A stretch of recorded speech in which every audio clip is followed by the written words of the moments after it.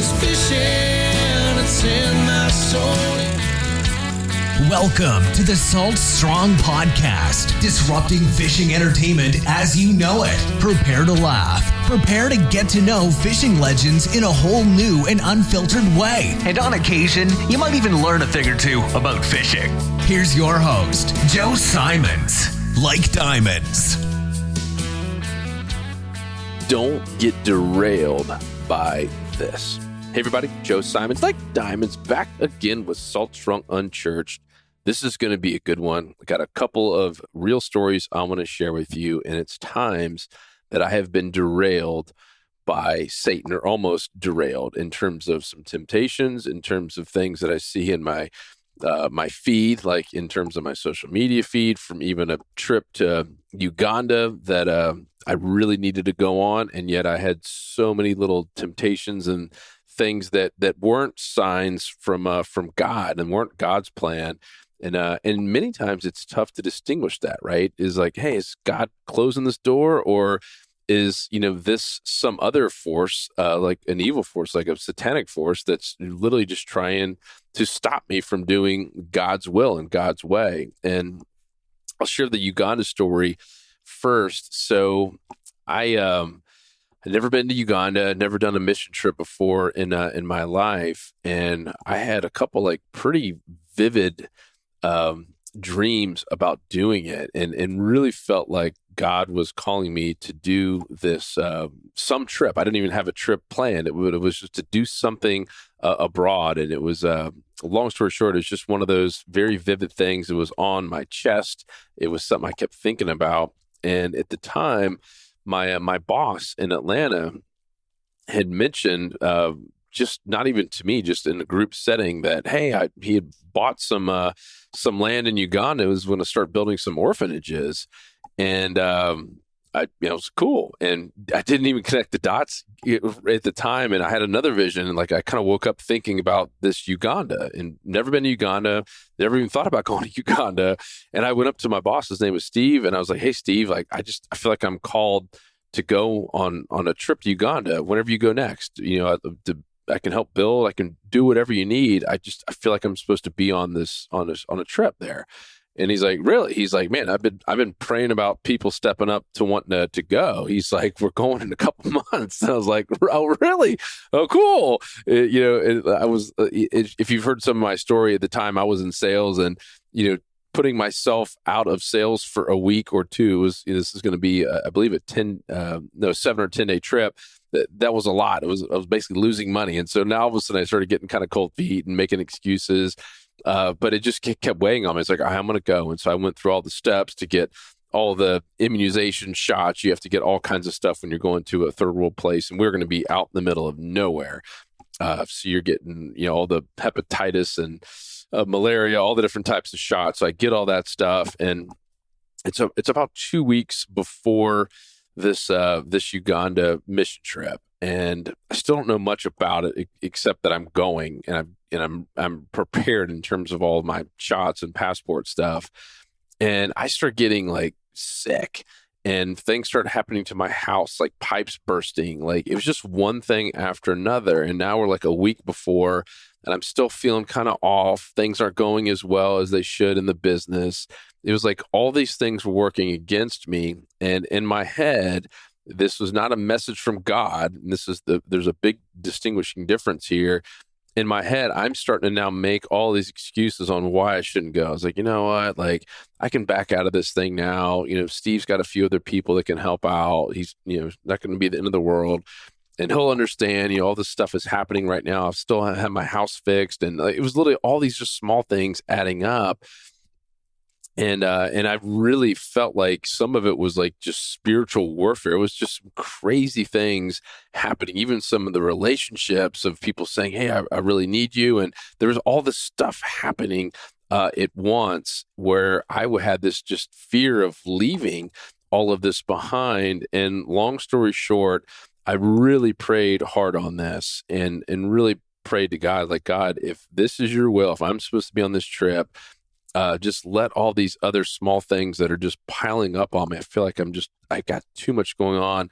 let it just subside and not worry me. And all of a sudden, I mean, pretty shortly after, we're still within days now of me leaving, all of these things just slowly started kind of fixing themselves. It was really, really wild when I really just sat there and prayed and said, God, just, I need some help here. I don't know what I'm supposed to do.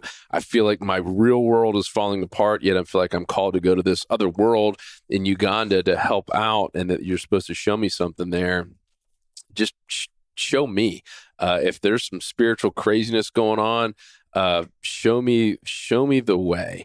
And he did. Like I said, things just started kind of fixing themselves. The person with that was coming to fix all the pipes got everything fixed, and it was supposed to take longer than we thought. And all of a sudden, it just came together, and he found a way. And like I was like, wow. And so I leave, go on this trip, and if you've ever been to Uganda or on a mission trip into a place like that, you understand what I'm about to say. But I saw the craziest stuff I've ever seen in my life. I'd never seen anyone truly talking in tongues. I'd never seen spirits come out of people before. I'm in this little, I won't call it a church because it's outside, but it was a tent. It was in the middle of this hot summer. We went literally in the middle of summer in Uganda. It is next level hot of just sweat, and there's no air conditioning in any of these places. And so you're just drenched in sweat. There's, a guy up there just preaching like never before. And in two different times this happened. One was a man and one was a woman, were just out of the blue, screaming, coming up, throwing punches, like literally just like demonic stuff. Like there is some weird spirits, the stuff you read about in the Bible about Jesus casting demons out of pigs. I witnessed this stuff. I mean, one happened right behind my back where I got knocked over. I mean, this was like a legitimate fight in the middle of this church where they had to pin this man and this lady down in two different instances and pray over them. And like, dude, it was nuts. I mean, everyone's laying hands on them, praying, and like all of a sudden, boom, it was like these spirits lifted out of this person and they came back to normal. They're bawling. It was nuts. It was so surreal. I'm getting goosebumps talking about it. And I share this with you because one, I saw it, but two, I know some of you are like, that's just tough to even believe. I wouldn't have believed it had I not seen it. If someone had shared that story, I would be like, man, that just seems kind of crazy. I saw the wildest things I have ever seen there. I got to experience just some conversations and some really, really just deep chats with God while I was there with, obviously no internet, no phone. We're out in the middle of the boonies in Uganda. And it was one of the most magical, special trips of my entire life. And I needed to be there so badly. As I said, that was a time where I was so fixated on all the stuff that I had or I needed to have at the time. I had 2 cars. I was a single 27-year-old, I think at the time. I had all this material stuff, and I saw all of these people who on average in this little village, on average, I think the average person made like $500 a year of like US dollars. So they're living not even poverty, like sub poverty, right? I mean, they're raising their own cows and chickens just so they can eat them and feed themselves. Everyone's, malnourished and super skinny. There's no real doctors. I mean, it made me realize how lucky we are. And I went back from that with a whole new vision on life and what's really important. And I really do. Shortly after that was when I got cancer. And I feel like God put me in that spot to really appreciate. He was just lining me up all these small little things to kind of change my ways. And I did. I literally sold the second car as soon as I got back. I was like, I don't need a stupid why do I have 2 cars? And it was really just, it was an ego thing. It was to show, oh man, I have enough money to buy 2 cars. I didn't need 2 cars. I didn't need the big house. I started in the process of selling that. And then the cancer came just the very next year. It kind of knocked me off my high horse again. And I felt like God was using all of these things to help me out. And had I not had that trip and seen what in my opinion, true happiness was. I mean, some of these people, man, they were just, they were thrilled to be able to even just get their hands on a Bible. And they were thrilled just the fact that they woke up feeling good that day and that they had, some pork to eat that day. I mean, just all these small things that made these people so happy, and all the relationships that they had. I got to see just how important that was in a small, essentially a village of hundreds of people, how they all relied on each other. And there's not the backstabbing stuff that you see, and literally it was survival. Like you got along with everyone and you used each other for survival. And it just changed my whole perspective on everything. And I remember getting home and looking back at all the excuses I was giving and all of these just wild things that were happening. It was almost like Satan did not want me to be on that trip, that he did not want me to see all this stuff and experience it all, because it was literally changed my life. And this goes way beyond and doesn't have to be as big of a thing as a trip to Uganda, like a mission trip. It's the small stuff. I'll tell you one here recently, just within our little Salt Strong Facebook group. There was, and this was legitimately satanic, there was like multiple people out of the blue. It just came out of nowhere. And they started posting satanic stuff all in a group. Like we couldn't get ahead of it. And my initial instinct and my gut reaction was, all right, let's just terminate this whole stinking group. I'm sick and tired of it. Instead of focusing on all the good things and all of the relationships we've built through this Facebook group with 90,000, fishermen, all the impact we've made through that and all the positive stuff, my initial reaction was like, all right, I mean, clearly Satan is working these people. It wasn't just a random one person posting satanic stuff. It was multiple people. It was like a slew of these people somehow. And one of the guys, I looked at him, he'd been a member in there for 6 years. He was one of the original people. It just didn't even make any sense the more I looked into this, and never had posted anything negative in this Facebook group in 6 years. And all of a sudden, out of the blue, him and like I said, a handful of people start posting really, really nasty satanic stuff. It was really, really wild. And I really believe that was like Satan forced. I was about to delete the whole thing. I was just so frustrated with it. I was like, what is wrong with people? And thank goodness I didn't, because there are so many good things that have happened. But I'll give another example, and especially a lot of you guys can probably relate with this. When things are going great in the marriage, and even with my own daughters and stuff, and I feel like I'm just in not a pure state of living, but a purer state where things are just going smooth, and all of a sudden you'll be on social media, Facebook, Instagram, whatever it is, and all of a sudden you see, scantily clad girls all of a sudden show up in your feed. Not something you're even subscribed to in many cases. It's like almost Instagram or Facebook feeding stuff in there, especially for guys in their 40s to 60s. I'm sure it's all guys, but I'm sure that's why I was targeted. All right, man, this is someone who might fall into this and want to see more of this scantily clad. And it honestly, it takes a lot of self-control. It's tough. Some of you women might not get it, but a lot of us guys do. No matter how good you are, even if you're a pastor or whatever, and you're the closest ever with God, if all of a sudden you're scrolling and there's a beautiful girl in front of your face in a really small bikini, it's tough for a guy not to look and to want to maybe take a quick peek before you keep scrolling. I'm just being honest, as a man, that's really, really tough. And every time it happens, I'm just like, what is going on? I didn't ask to see this. I'm not even following this person. It's just random stuff that just occasionally shows up.